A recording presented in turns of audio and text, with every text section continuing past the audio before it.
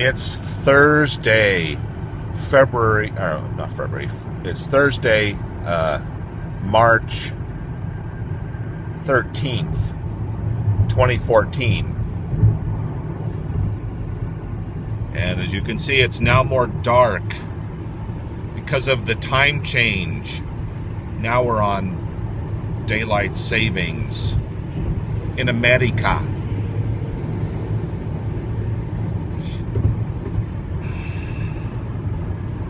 And anyway, coming off the heels of my incredible success with songs such as Launch a Mission to Kolob and Blow the Place Up, and We Were All Just Sperm in God's Balls, and Jesus Wants Me for an Asshole.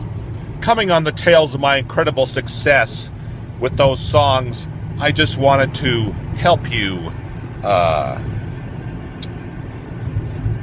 help educate you more about Mormon missionaries and key questions to ask them when they come to your door.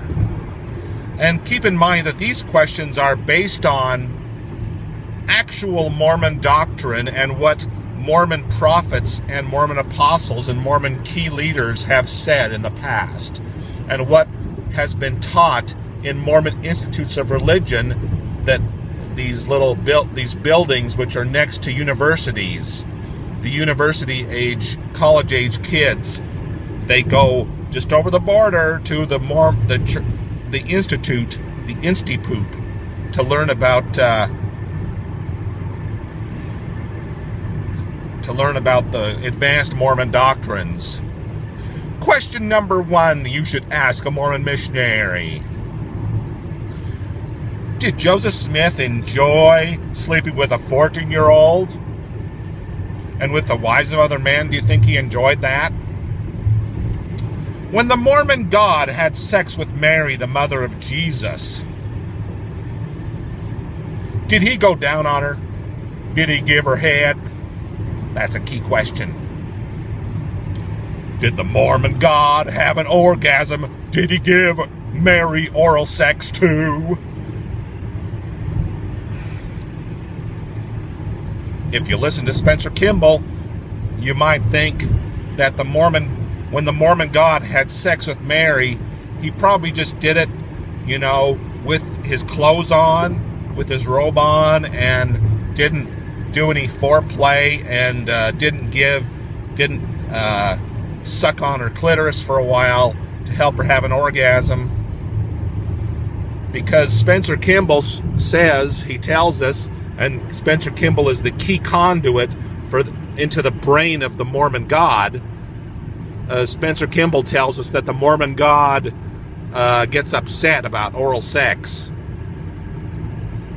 When you help your wife or your girlfriend have an orgasm through oral sex, that's bad, according to Spencer Kimball. And Spencer Kimball, remember, he was a prophet of God. He's like your channel into the brain of the Mormon. Spencer Kimball is the channel into the brain of the Mormon God. He was there to help you learn about what the Mormon God is thinking. So, was Mary... Now, okay, that's a question. Let's see.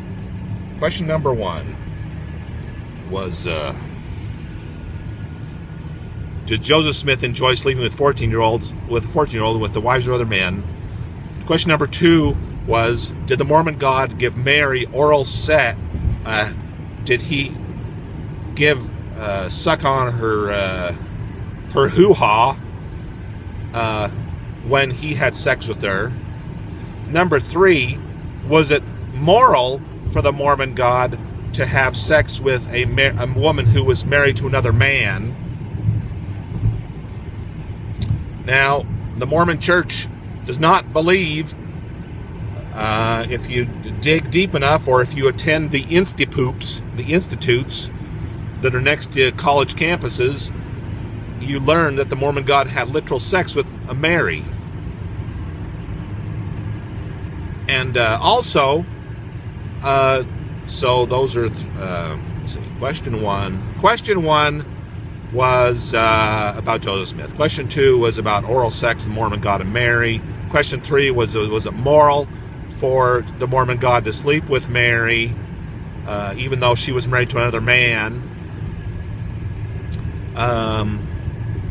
Question four is,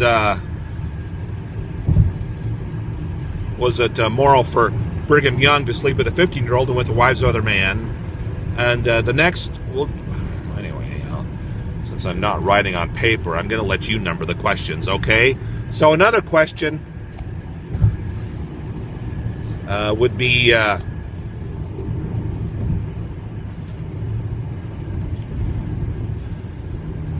how come the more religious a person is, the more of an asshole they tend to be? And another question would be is, did they ever masturbate when they were a young person in the Mormon church and confess to it to a bishop, and do they think that was a healthy experience for them? Or a bad experience?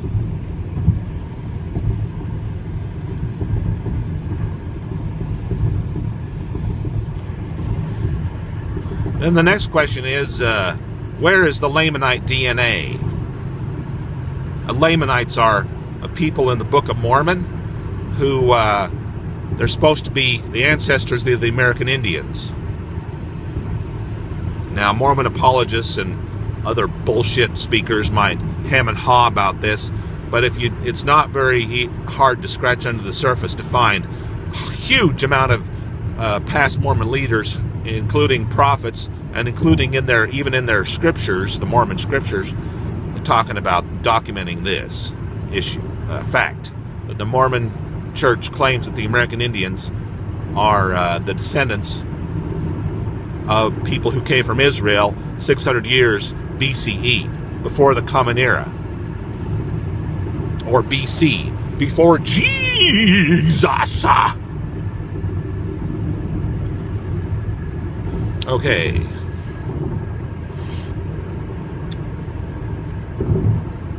Let's see, what's another question? When you're in the Mormon church, and you have sex with your wife, are you supposed to leave your garments on or have them off? I guess since you're not supposed to give your wife oral sex, as per Spencer Kimball, past Mormon prophet, seer, and revelator. Prophet, seer, and revelator, Spencer Kimball. Prophet, seer, and revelator, Spencer Kimball, says you're not supposed to have oral sex with your wife. Do not allow your wife to have an orgasm. No, that would be bad.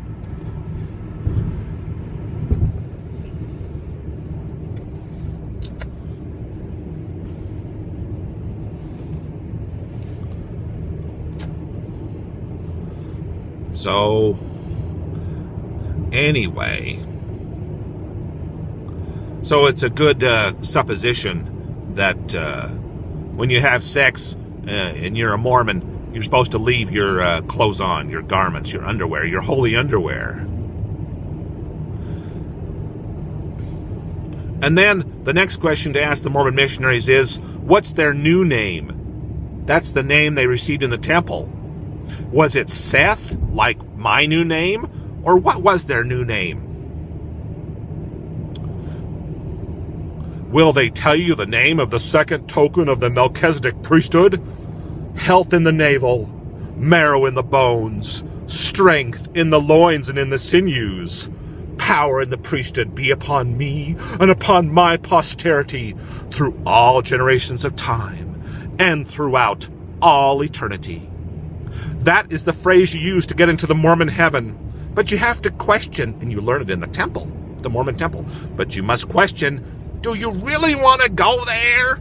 Think about what sort of a shitty place it is. The Mormon heaven. Ew. Nobody can engage in oral sex? What kind of a heaven is that? Nobody can engage in masturbation. Oh my goodness, what sort of anally retentive abusiveness is that? Huh? People are concerned about, people want to control your sexual activities to that level? Oh my goodness. That's abuse. Is that heaven? I don't think so. And then what about the basic denial of science in the Mormon heaven? Why didn't Joseph Smith know about DNA? Do you think, is the Mormon God a dumb shit? I mean, what the fuck? He can't educate his prophet about science? You know, that this says nothing about the lack of science in the Bible. And about proof of that is the dumb shits now, the young earth creationists who want to say that, oh yeah, we have to deny science because the Bible, we believe in the Bible, and whatever the Bible says, that's what we have to go by, even if huge scientific evidence shows that we're dumb shits. That just goes to show that there is not a whole lot of science in the fucking Bible, because the Bible's just based on what people knew back then, and they didn't know shit. Okay?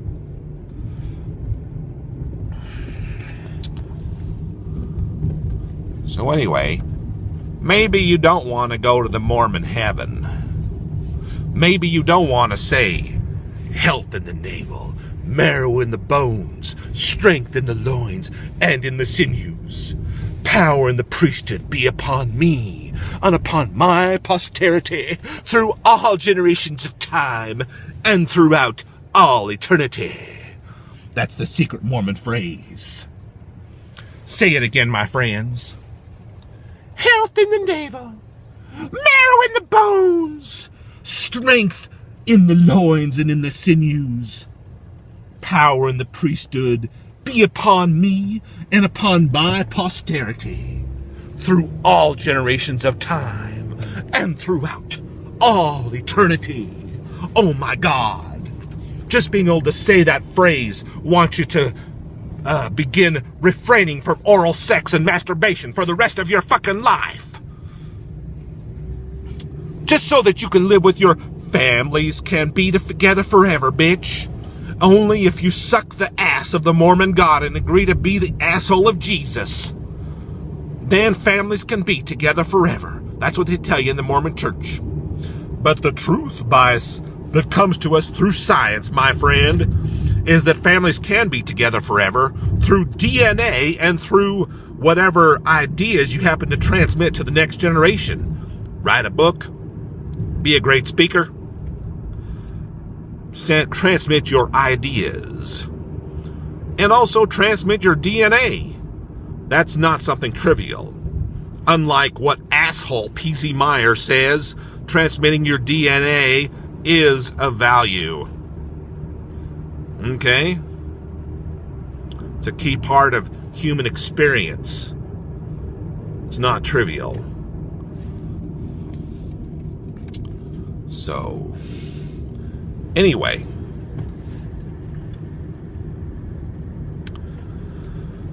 Oh, those Mormon missionaries, so young, so dumb. So eager. Eager. They're so eager. But when you're young, you're also more likely to be deceived. Deceived by old fucking farts like Spencer Kimball and Boyd Packer. Or even by Ron Pugmire, one of my Mormon bishops. Deceived. It's easy to be a chump when you're young. I can attest to that fact.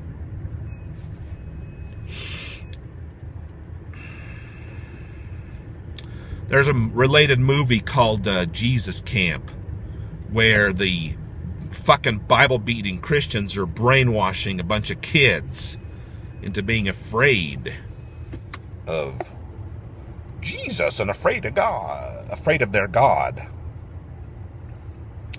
Teach them that Halloween is bad. Bullshit. Anyway. Religion may be a natural phenomenon, but that doesn't mean it's all that valuable.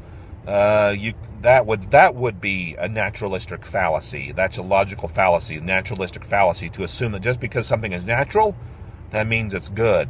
That's not the case. You know, all sorts of horrors that we can think of that are natural human behaviors, but nevertheless, they should be curtailed. So,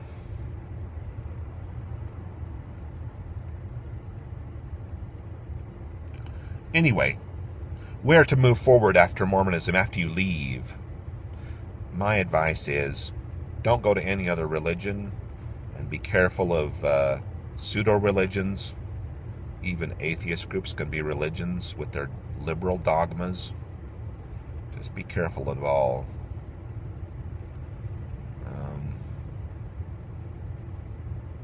Science may show that human morality, things we need to hold on to as far as human morality goes, is neither strongly on the conservative nor the liberal side. It's kind of in the middle, not too extreme on either side. Okay. So anyway, those are my thoughts for today. And another thing you could do is go on a tour of a Masonic temple. Joseph Smith was a Mason, and I think we're going to check out the Masonic temple. That's a good thing I thought of that today. Because here in the summertime, they don't do tours because it gets so damn hot in their building. They'd have no AC. That's the Salt Lake Masonic Temple. Check that out. Lots of nice murals, but there's also nice murals in the Salt Lake Temple. But to be in there, you basically have to be around a bunch of anally retentive assholes, and you have to be kind of one yourself. Speaking from personal experience. For example, when I was at Rick's College, after my Mormon mission, some roommates brought some women over and had them there at night. And I complained about them to the managers of the apartment complex. And you're supposed to follow certain rules while you're at a Mormon college, Rick's College, now called BYU Idaho. And then they put Supergo on the toilet in response. Thankfully, we didn't sit on it. But I was an asshole then. An asshole. Jesus wanted me to be an asshole. But then I changed. Now I'm a bit less of one. Okay, have fun.